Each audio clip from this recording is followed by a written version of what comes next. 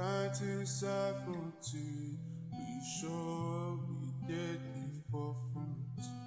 Knowledge for selfish, for sure we did the work. Auditorium to basement of all faculty of law.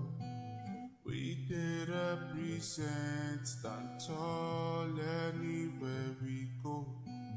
Work hard and we shine, commitment, dedication. Neurosurgery, comedy, music, Nollywood. SOTK, Dr. Call, MC Casino. We did represent, stand tall anywhere we go. Great Uniben, great Uniben, great Uniben, great Uniben. About a decade after the university was established in 1970, the University of Benin bettered the Faculty of Law, nurturing a new generation of legal trailblazers. Today, its products shine brightly across Nigeria and the globe, leaving an impressive mark on the legal landscape. Some alumni, distinguished alumni of the university, Augustine Alege San and Olumide Akpata, have gone on to serve as NBA presidents, while Chief Charles Edosoran SAN, Babatunde Rajiv Fashola SAN, Agboje Ike Imokwede, Henry Idahagbon, and many others exemplify the faculty's excellence. I'm thrilled to host Barrister Henry Idahagbon, a former Attorney-General of Edo State and Commissioner for Justice. Thank you very much, sir, for joining us today. Thank you for having me. Thank you, sir. We have been trying to have this interview for quite some time. Yes, I'm sorry. I apologize for no, you don't need all the logistical issues. Yes, every time I reach out to you, you are always willing to do. I've tried to say because of technical issues, we have not been able to have it before. Now, thank you so much, sir. Sir. You're welcome. Thank you, sir. Welcome. Sir, let's start from the very foundation. You backed your LLB from the Bachelor of Law from the Faculty of Law of our university in 1989. Yes. Is that correct, sir? Yes. I just want to. Yes, very correct. Yes, 1989. Okay. Yes. Sir, let's. What motivated you to study law? What were those? At times might be influence from people around or the environment. But for you specifically, sir, what was the motivating factor to study law and at the University of Benin? Well, as a young man, I wanted to be a medical doctor. And somewhere along the line, especially because of, in those days, there used to be a lot of strike by secondary school teachers in the then Bender State. And in my class 3, when we were just starting to be introduced to the core science subjects of physics, chemistry, biology, there was a strike for a very long time. And you will agree with me that it is easier to read history, government, commerce, economics, and understand on your own than reading chemistry and physics and even mathematics.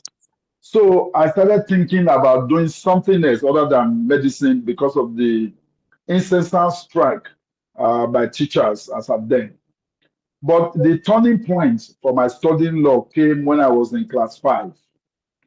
I went to my school, Asoro Grammar School, down Ekewan Road in Benin City. Those days, it was a forest. And I went to study on a Saturday, not a school day. I wanted to study, preparing myself for the June 1984 WAEC. And I got to the classroom in the morning. I met a couple of people, and I started reading. I remember I was reading Julius Caesar, which was the recommended text, Shakespeare's Julius Caesar, which was the recommended text for literature in that year, or in that particular period. And somewhere along the line, another young person came to me and asked me what I was reading. And I told him Julius Caesar. And then they took the book and he said, oh, Caesar. And he said something like what I'm going to say now, because I'm not quoting him verbatim. Yeah. And he said, Budo, Julius Caesar, that man was in a state of cabudo bestiarism. And he started speaking high-sounding, high-falutin words. Of course, you know the man I'm talking of is the one and only Patrick Obahiagbon. Oh, I guess Yes. I And I'm like, where is this coming from? What are all this language? He said he was a law student. He was in Oste 2M, Ekewan campus, University of Benin. Oh. When we finished reading, I carried his bag. And I was not walking beside him, I was walking behind him. You know, it's like I had found a god, a god of intellectualism. Whoa. So I walked behind him until I got to his hostel 2M. I dropped his bag and I ran home. Normally, after reading in the evening, I will go do what boys my age do, go play football, go visit friends. But that evening, I told my mom I was going to a current campus to go and study. And my mom like, yo, you are going to play. I said, no, I'm not going to play. I saw a guy today who is a law student. He spoke high-sounding English. I want to speak like him, and I want to be a law student like him. So I got to a Gawa campus gate. Those days, the gate men, the security men at the gate, they will ask for your ID card before you are allowed to enter the university. So when I got to the gate, they asked for my ID card. I told them I'm not a student. I'm not yet a university student, not an undergraduate. I'm preparing for my WAEC. I want to come inside to go and read. So they didn't let me enter. They kept me by the side. After a while, one of them now said, this young boy has been waiting. Let him enter. That's how they allowed me to enter. And I went to the auditorium. Theaters auditorium is on the left-hand side if you enter Ikawan campus. Yeah. And that's how I started going to the university to study. I subsequently passed my JAMB. I was admitted. Obahiagbon had moved to Ugbowo campus now. And we became colleagues at the Faculty of Law. Of course, he was 2 years my senior as a lawyer. So I became a lawyer. I decided to study law because of that chance meeting with Patrick Obahiagbon in my classroom and his grandiloquent language. In my year 1, year 2, I tried to speak like him. I bought all the books on Leninism, Marxism, tried to cram all those grammar. But I realized that it was not reflecting well in my scores. So I decided to concentrate on my academics than cramming the grammar. So that's how I abandoned the grandiloquent language and faced my course of studies. And I left in 1989. Oh, that's so beautiful to hear, sir. Sir, let's talk about your time as a student in the Faculty of Law. How would you describe it? And if you look at the time you were there, 1985 to 89, that was the time we had Professor Grace Alele Williams as the Vice Chancellor of the university during that time.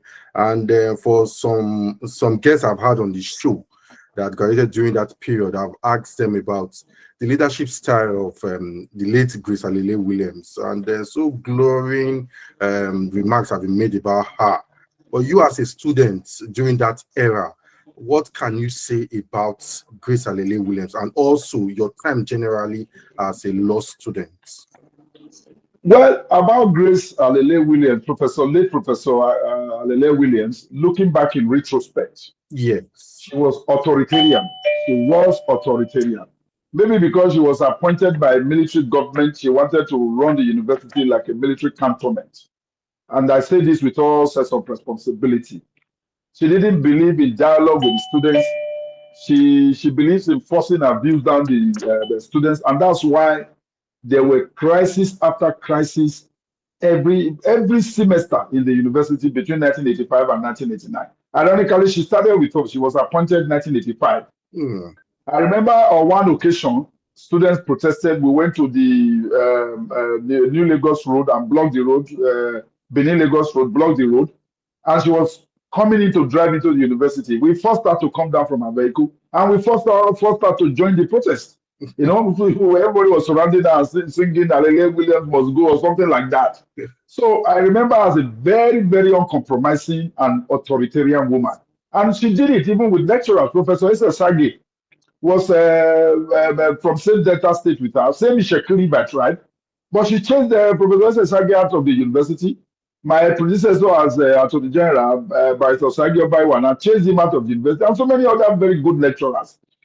Professor Issa Sage was encouraged to come to the University of Benin from the University of Ife. He was one of the leading authorities in the law of contracts in Nigeria.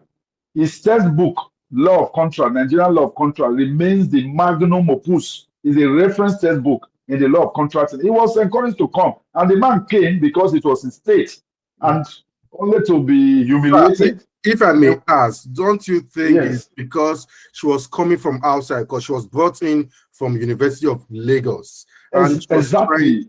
Yes. She was brought in from University of Lagos, one, and two, she had that military mentality. You know, military, then they don't dialogue, they don't negotiate. It's either you do things their way or you get out of the place. You know, and that was our own style of leadership. And I don't think it didn't go down with it. She rusticated a lot of students, you know. And like I said, it was perennial protests and protestations on the University of Benin campus during that time. But for my own life as a student, I had a great time. I went into university as a young man. I had a great time. I had fantastic classmates. I was a very, even if I have to say so, I was a very serious student. I didn't have any extracurricular activities. I was never a member. Okay, once I joined the Leo Club, which was the youth wing or the Lions Club then. But all this Comic Club, Mr. Cave Night, and all those shows, I never saw any show in the university. Any day they are doing show in the auditorium, I'm in the classroom, I'm reading. So I was a very quiet student, young man, quiet. Because when I was leaving home, my parents instilled in me that I was going to the university to go and get a degree. And I should not allow anything to distract me. And I think that lesson stuck in my head, and I didn't allow anything to distract me. And by the end of the fourth year, 1989, I was out of the place. Okay. Sir, outside your certification, what are the things Uniben taught you? What are the things you took from the institution that some of them might still be useful? You still use them today, some attributes that you took from the institution? Well, the institution taught us to be resilient, to be hardworking. You have to be resilient. For example, I lived at UBTH doctor's quarters with Dr. and engineer Mrs. Egbagbe, and my lecture was in the social sciences. In our time, the faculty of law was not built. We were taking lectures on the social sciences. And now looking back in retrospect, that's probably up to about 2-3 kilometers. So I have to walk from there every day to the school and then walk back. And then the virtue of hard work. Studying law those days was a difficult business. We had very profoundly difficult lecturers who will make you, who tells you that it's not easy to become a lawyer.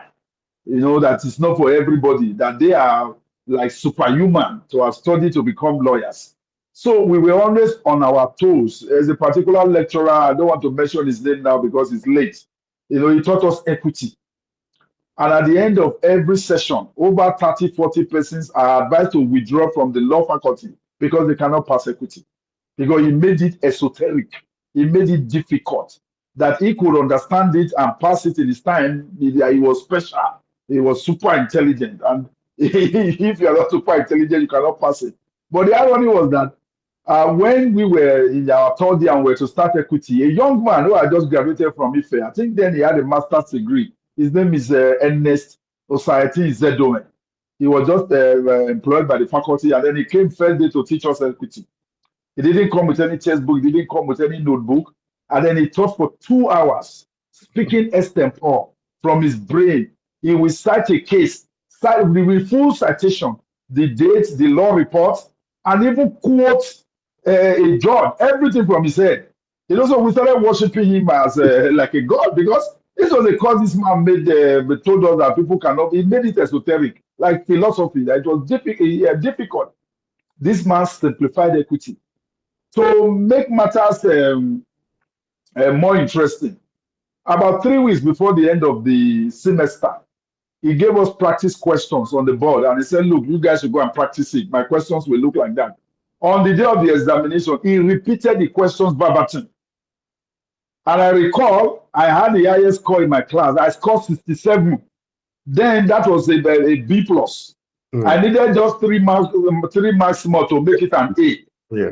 And as is then I went to meet him. Oga, can you give me 67? He said, look, Henry, why are you complaining? I gave you the question before the exam. I said, but you didn't tell us that was going to be the examination question.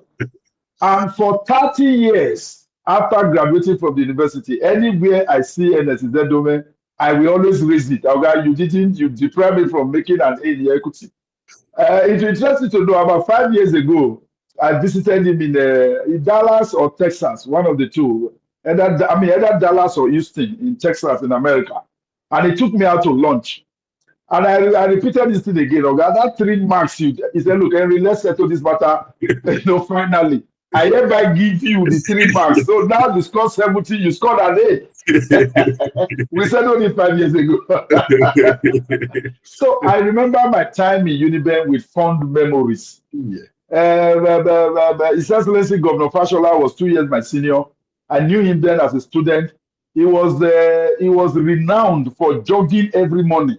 He used to wear white shorts, white singlet, or white t-shirt, and he would put a towel around his neck. And I had the football club Manchester United friend from him. He used to be a supporter of Manchester United. Those days. It was fun. Our time in the university was fun, and we had a vibrant law student association. Our LOSA. Our election that time used to invite interest from the entire university community.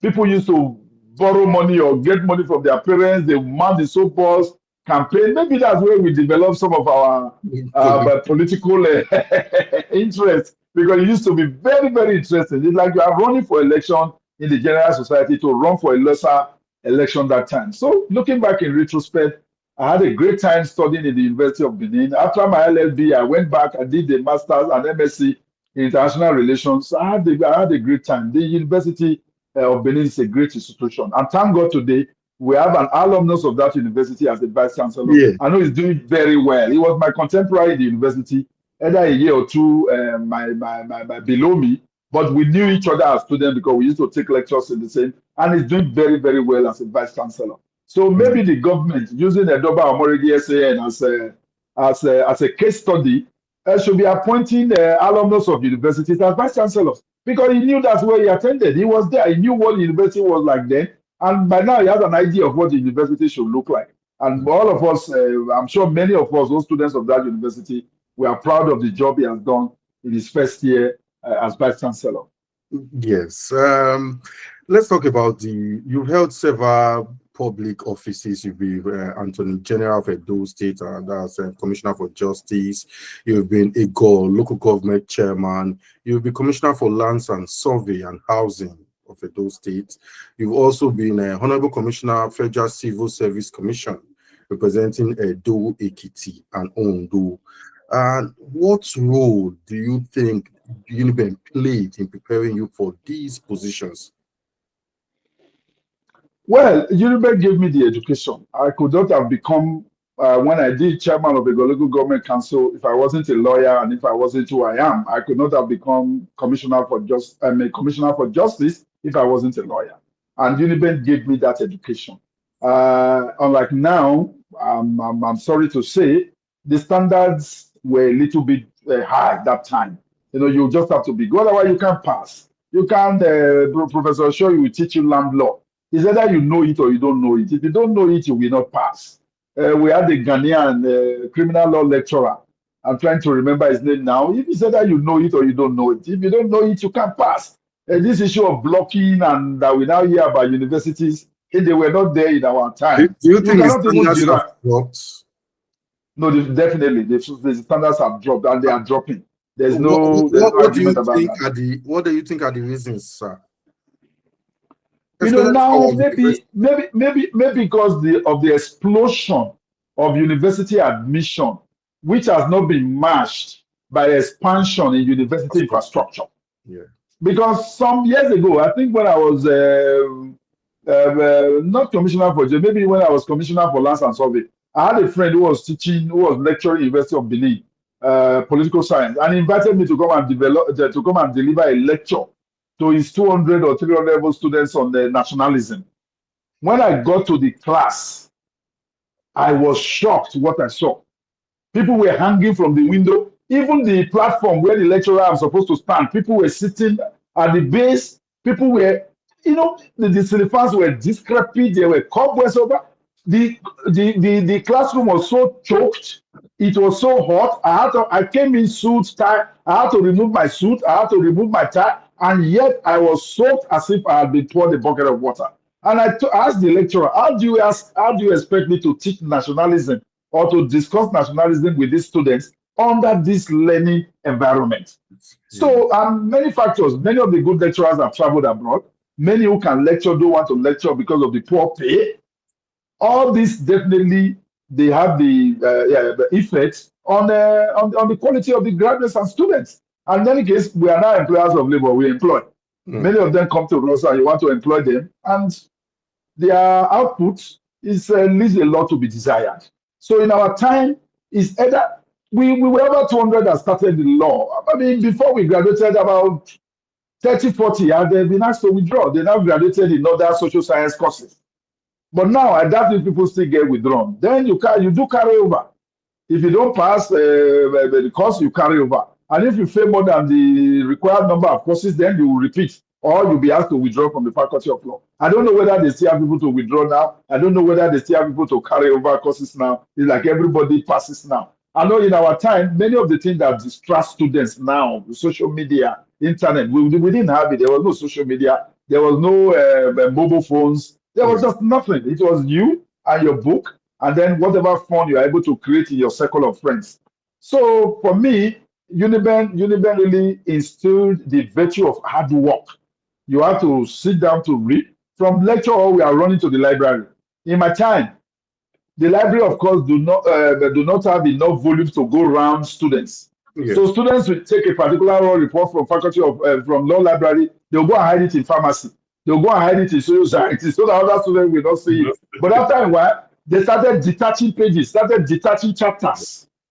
So you see the book there, the hardcover is there, but when you open it, chapters have been detached. Students started detaching because the books were never enough to go around enough. So you have to rush to go to the library. I doubt if students go to the library now. I doubt if University of Benin has a library. I've not been to the library or even to the for a long time. They do. Okay, that would be very good. I'm sure by now they will have an e-library.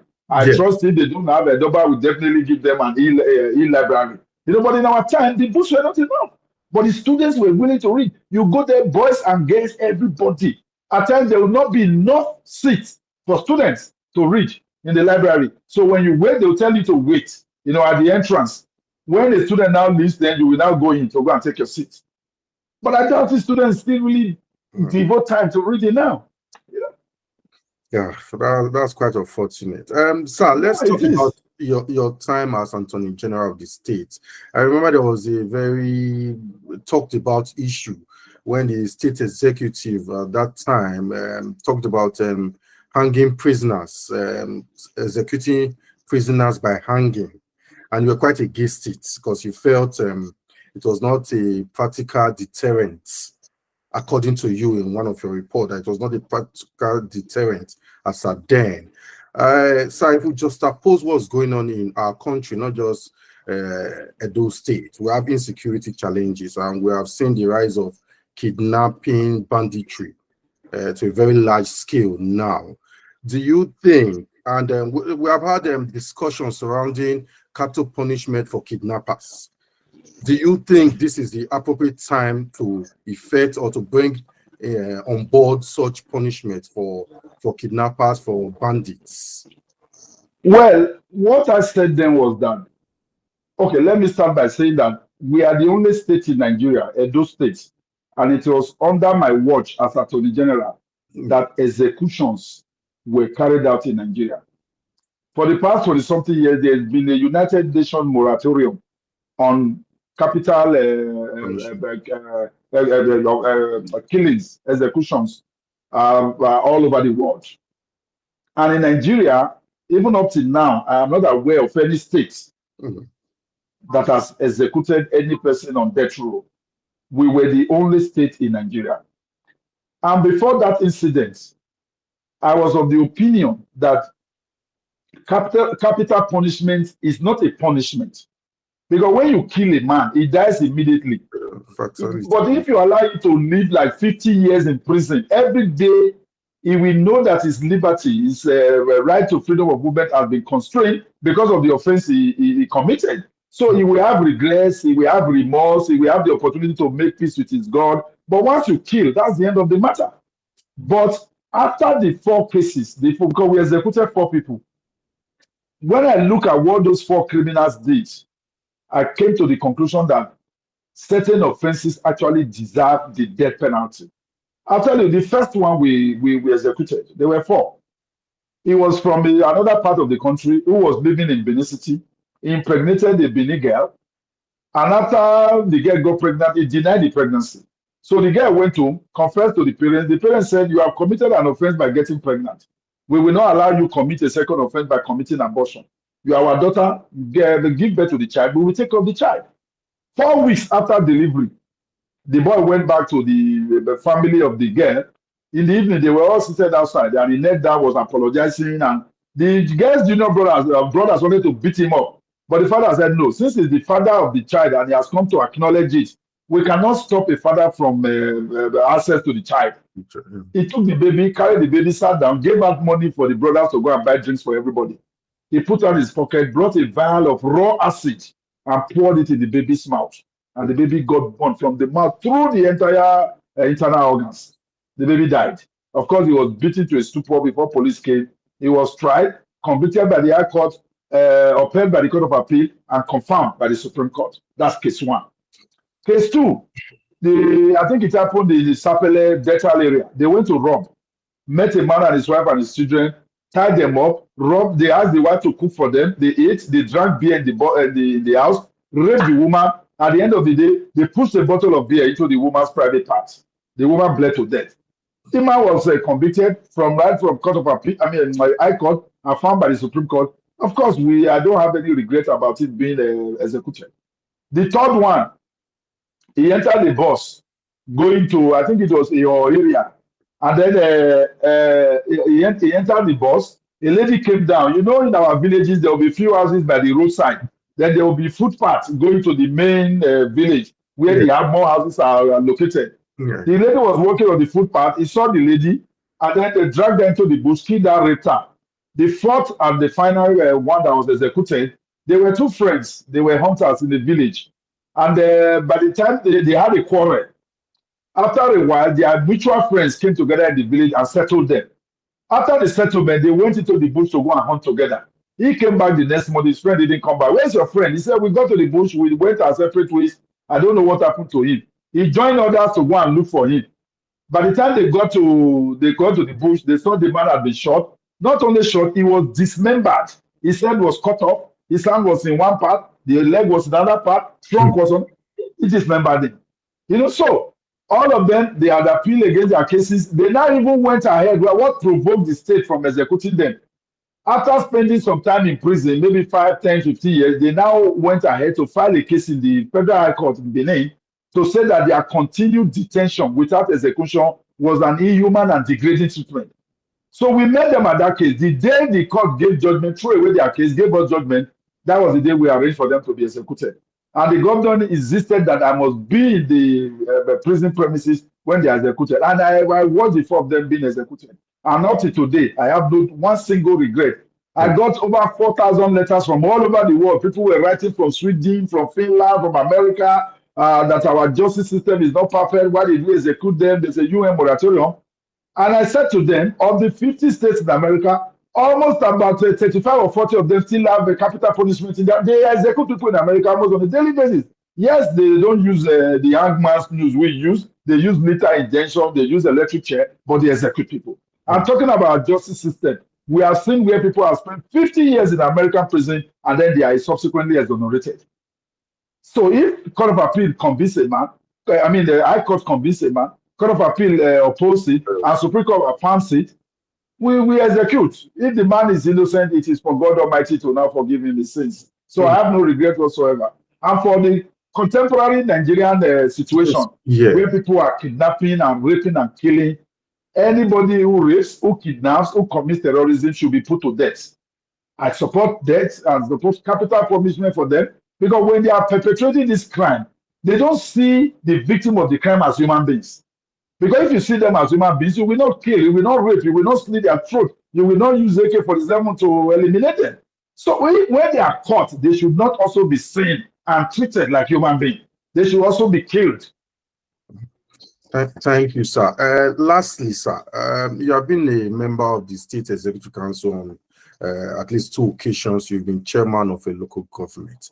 If you are part of this current state school, what would you be advising the governor of Edo State, especially when it concerns insecurity? We have had cases in Edo North. Even more recently, we had the kidnapping in the Oluku-Aziz, the Iyowa-Aziz of Edo South. And there are so many troubling issues that we hear by the day. What would be your advice as a former member of the State Executive Council and Chief Executive Officer of a local government at one time? What will you be advising the state governor? My brother, it's unfortunate the level of insecurity we have in the state and in the nation. Yeah. But it's not rocket science to deal with insecurity, especially of the type that we have. We have to rely on technology. You know, I hear now some people will say governors have bought a Helios pickup or giving to. This is not the era for Helios pickup. Helios pickup will come, but it is not the first line of attack. I saw on social media about 2-3 days ago, a governor in the East bought 2 drones. We need more drones. These drones will fly and locate these people in their hideouts in our forest. We have very thick forests and very large expanse of forest in Edo State. This is not where policemen, soldiers can ordinarily go in and go out. But these kidnappers, they decided to make their dwelling in this forest. We need drones, we need technology to be able to dictate where they are. So that when we are going for them, we have precise information. We are not going to be going guessing, are they here, are they in this place? No, we go there. Secondly, why can't we have an armored helicopter? I don't think it's beyond the resources of the state to have an armored helicopter that can be parked, for example, within the premises of government house or a museum at Ring Road. If there's an attack on Bini-Auchi Road, I'm sure a helicopter can fly there within 10 to 15 minutes. With the helicopter, can fly very low, unlike conventional aeroplanes. And then with one gunboat or whatever, you can kill all these people. So, in any case, there are even armed drones that shoot and kill people every day. We see them in the developed world. So, the governor of Edo State should think more. He's doing well. So far, his first 1 year has been fantastic. Unlike his predecessor in office, he's doing well, he's doing roads.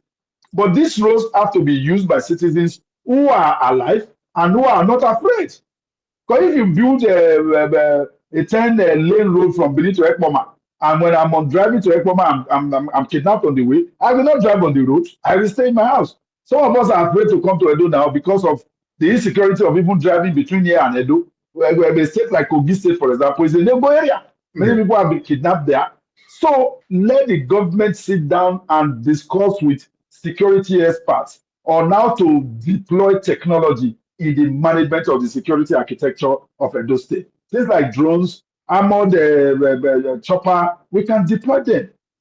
And we can wipe out these people. They will realize that Edo State, I see some police videos, Delta State, it appears they are already using drones. Some days ago, they caught some of these bandits at Uronigbe, between Uronigbe boundary with Delta State. I saw that video. Yes. You saw the guy brought out his computer. Yes, so it was precision. Yes. So it's precision. They were not guessing. They know where these guys are. They have photographs of them. So they will know how to creep up on them without them knowing. Yes. And when these guys realize that we now have the technology to be able to catch them like bush rats, they will leave our forest. Yeah. This is not era of buying double barrel gun, buying a pickup Helios for people. No, let us go for the technology first. The vehicles will come in as the logistics for these officers to move around. Otherwise, every day we endanger the life of our policemen, soldiers to be going to the forest. Many of them are killed. Thank you very much, sir. I really appreciate your thoughts and all you have said on this show. Thank you very much, sir. It's been my pleasure. Thank you, my brother. Thank you, sir. I've been speaking to Barrister Idahagbon, former Attorney-General of Edo State and former Commissioner for Land Survey and Housing, Edo State. Continue to subscribe to our channel, bringing more exclusive interviews of Uniben alumni. Bye for now. 1970, we sure we did the forefront. Knowledge for selfish, for sure. We did the work. Auditorium to basement of all faculty of law.